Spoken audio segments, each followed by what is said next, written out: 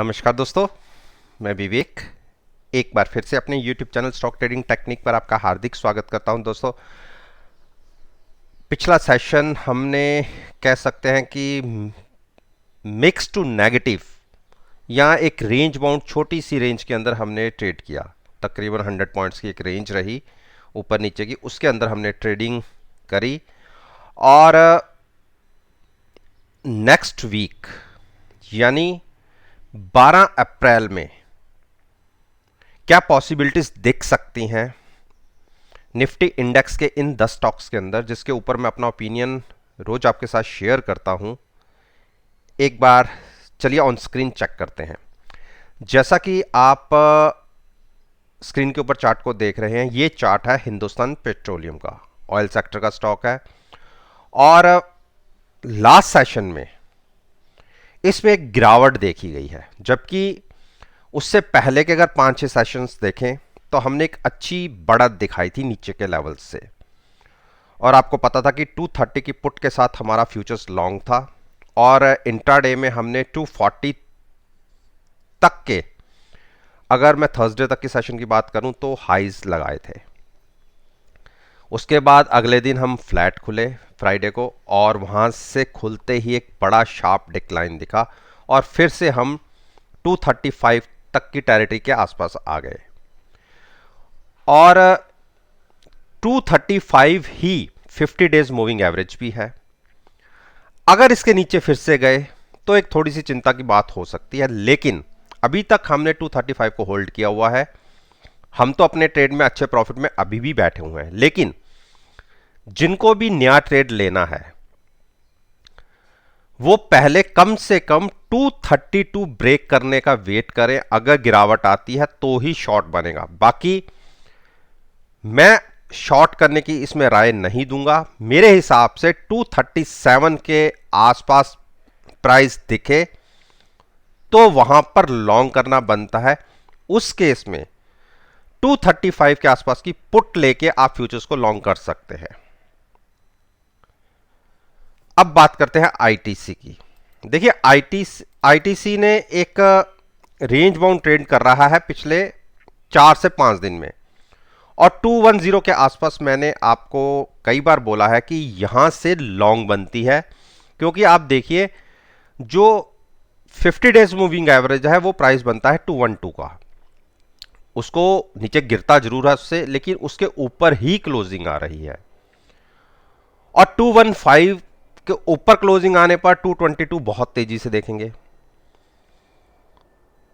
तो जो थोड़ी सी पोजीशन को लॉन्ग रख सकते हैं वो 212 के आसपास की जो भी एट द मनी पुट होगी उसको बाय करके फ्यूचर्स लॉन्ग कर सकते हैं, अगर 215 के ऊपर प्राइस ओपन होता है तो। शॉर्ट मैं इसमें अभी कोई राय नहीं दूंगा। हिंडाल्को को आप देखिए, थोड़ी सी एक गिरावट देखी मेटल सेक्टर्स के अंदर, और इसको हम शॉर्ट नहीं करेंगे। चाहे गिरावट आई है लेकिन हम इसको शॉर्ट नहीं करेंगे। अगर किसी गिरावट मेरे स्टॉक 350 340 के बीच में या इन दो प्राइसेस के आसपास भी आता है तो वहां पर at the money put buy करके फ्यूचर्स को लॉन्ग करिएगा। देखिए, इतने बड़े कंसोलिडेशन के बाद इस यहां से एक ब्रेकआउट मिला 335 के आसपास से, और हमने तकरीबन देखिए 375 तक के हाइज लगा दिए। तो मुझे लगता नहीं है कि यह स्टॉक अपनी 20 डेज मूविंग एवरेज को ब्रेक करेगा, और वो प्राइस बनता है 340। मैं तो 350 से ही नीचे नहीं देख रहा, लेकिन फिर भी सेफर साइड 340। अगर इन दो प्राइस 350 या 340 के आसपास ये प्राइस आए किसी गिरावट में, तो हेज करते हुए पोजीशन को लॉन्ग रखिए, पुट को बाय कीजिए एट द मनी और फ्यूचर्स को लॉन्ग रखिए। डॉक्टर रेड्डी ने देखिए वन वे एक तरफ की रन अप और 4700 के तक के मेरे टारगेट्स थे वो अचीव हो चुके हैं। मैंने तो यहां से ही कहा था कि एक बार जिनकी पोजीशन नीचे से थी या तो वो यहां पे अपना प्रॉफिट बुक करें या अपने प्रॉफिट को लॉक करें, पुट को ऊपर शिफ्ट करें।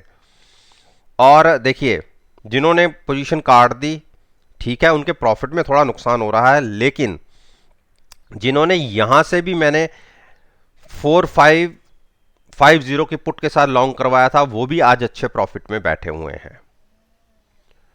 तो इसके अंदर आप लॉन्ग में रह सकते हैं, लेकिन हम लॉन्ग, जिसने नई पोजीशन लेनी है, हम लॉन्ग दूसरे तरीके से ट्रेड करेंगे। हम ऑप्शंस को बाय करके कोई ट्रेड नहीं लॉन्ग साइड पर लेंगे, हम ऑप्शन को सेल्स करके लॉन्ग साइड पर ट्रेड लेंगे। और वो कैसे?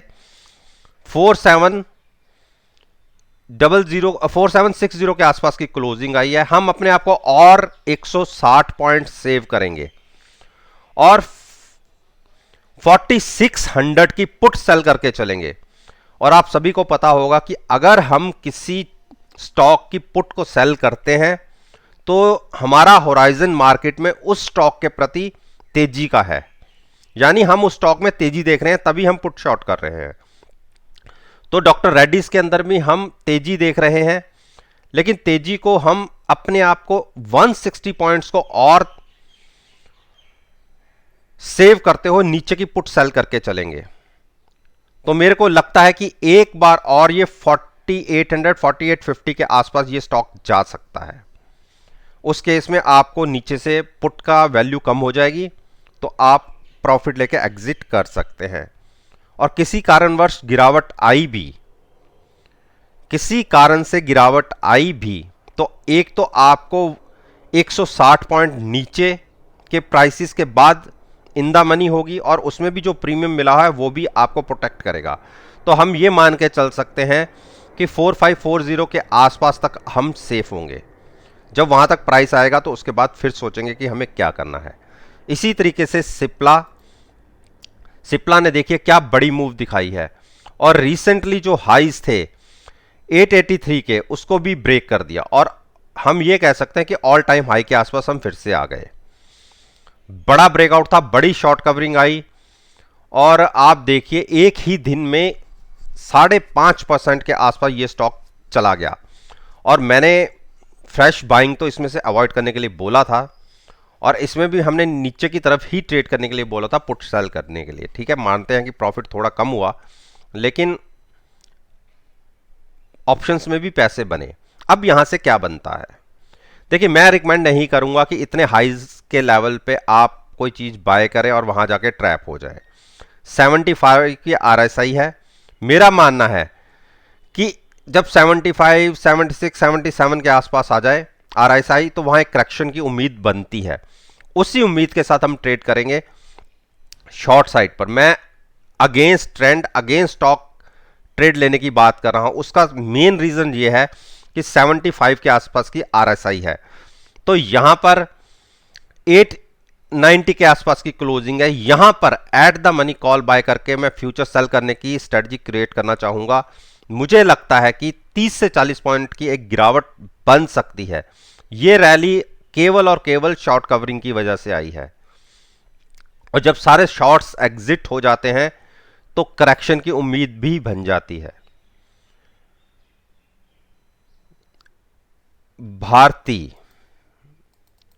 भारती में देखिए, भारती को आपको लॉन्ग करके चल सकते हैं। हमने तो 530 की पुट के साथ फ्यूचर्स को लॉन्ग करा हुआ है, और एक टाइम तो हम देखिए अच्छे बड़ी गिरावट में थे, लेकिन वो सारी गिरावट कवर हुई, और अब हमारी बाइंग वैल्यू से भी स्टॉक 18 रुपीज ऊपर ट्रेड कर रहा है।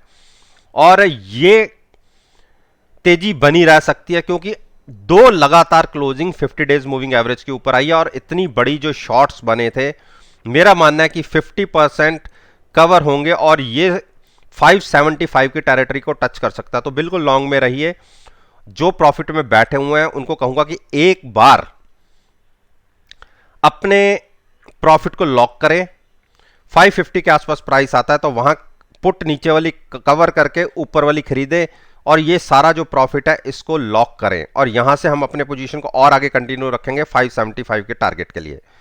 बजाज फाइनेंस में उम्मीद के अगेंस्ट मेरे इसने एक नीचे का ब्रेकडाउन दिया है। मेरा नहीं मानना था कि हम यहां से नीचे गिरेंगे 4950 से, लेकिन गिरे 4872 तक आ गए, लेकिन मैं इस स्टॉक को ज़्यादा से ज़्यादा 4700 तक गिर सकता है, और 4700 के अगर नीचे गया तो फिर तो ये स्टॉक बहुत वीक होगा, लेकिन जिसकी उम्मीद बहुत कम है। इस स्टॉक को बाई करना हो तो 5070 के ऊपर बाय कीजिएगा लॉन्ग साइड पर। शॉर्ट करने की मैं रिकमेंड नहीं दूंगा, और तब तक वेट कीजिए। अरविंदो फार्मा ने देखिए मेरा टारगेट टच कर दिया। मैंने 959 के टारगेट्स ऊपर लगाए हुए थे, पहले 930 के थे, वो भी क्रॉस हुआ, और उसके बाद 560 का टारगेट अचीव हुआ, और वहीं पर हाई लगा के थोड़ी सी नीचे क्लोजिंग। अब यहां से क्या बनता है, देखिए RSI 71 72 है, थोड़ी सी गुंजाइश बाकी है। अगर हमें 960 के ऊपर क्लोजिंग मिलती है तो हम रिसेंटली जो हाइज लगे थे तकरीबन 1000 के आसपास के, उस तरफ जा सकते हैं। लेकिन मैं इससे पहले एक गिरावट की उम्मीद करूंगा। मेरे हिसाब से 960 के आसपास अगर प्राइस क्रॉस हो तो वहां पर हम at the money call buy करके फ्यूचर सेल करने की एक स्ट्रेटजी ले सकते हैं। उसका रीजन केवल यही है कि RSI ओवरबॉट होगी, अदरवाइज स्टॉक में कहीं भी कोई नरमी नहीं है। तेजी पकड़ी हुई है इसने, अगेंस्ट मार्केट ट्रेंड चल रहा है। मैं केवल इस स्टॉक को इसके ट्रेंड के अगेंस्ट ट्रेड करूंगा, वो भी अगर एक बार 960 क्रॉस हो जाए, 975 के आसपास आए, तो वहां पर at the money call buy करके फ्यूचर सेल करने की शॉर्ट साइड पर पोजीशन बनाना पसंद करूंगा। अब बात करते हैं अंबुजा। देखिए जैसा कि इस स्टॉक में मेरी हमेशा यही रही है कि इस स्टॉक को गिरावट पे बाय किया जाए, और अगर किसी कारण से ये 9 डेज मूविंग एवरेज ब्रेक करता है तो उसके बाद ये 20 डेज मूविंग एवरेज भी ब्रेक करता है, तो हमारी कोशिश इसको डिप पर बाइंग करने की रहेगी। देखिए 310 इसका 9 डेज मूविंग एवरेज प्राइस है, और 300 इसका 20 डेज मूविंग एवरेज प्राइस है। अगर इसने 310 ब्रेक किया तो ये 301 तक भी आएगा, तो हम वहां पर इसको लॉन्ग करेंगे, पुट बाय करके फ्यूचर्स को लॉन्ग रखेंगे। तब तक ना तो शॉर्ट में ट्रेड, ना ही बाइंग साइड पर। तो दोस्तों, ये मैंने निफ्टी इंडेक्स के 10 स्टॉक्स के ऊपर अपना ओपिनियन आपके साथ शेयर किया है। जैसा कि मैं रोज कहता हूं आपसे कि मेरी परफॉर्मेंस को, जो मैं वीडियो में आपके साथ बात करता हूं, जो भी अगला ट्रेडिंग सेशन होता है उसमें उन स्टॉक्स की परफॉर्मेंस को एनालाइज कीजिए, उनके मूवमेंट्स को देखिए कि मैंने अपनी वीडियो के अंदर आपके साथ क्या डिस्कस किया था। यकीन मानिएगा आपको बहुत अच्छे पॉजिटिव रिजल्ट्स देखने को मिलेंगे। अगर आप समझते हैं कि आपको कुछ अच्छी इंफॉर्मेशन मिली है इस वीडियो के माध्यम से, तो मेरे साथ मेरे YouTube चैनल पर जुड़िए, साथ में बेल आइकन का बटन भी प्रेस कीजिए ताकि नोटिफिकेशन टाइम से आप तक डिलीवर हो सके। इस बात के साथ मैं आपसे विदा लेता हूं, और एक नई वीडियो के साथ फिर से आपके सामने आऊंगा। तब तक के लिए धन्यवाद। Take care and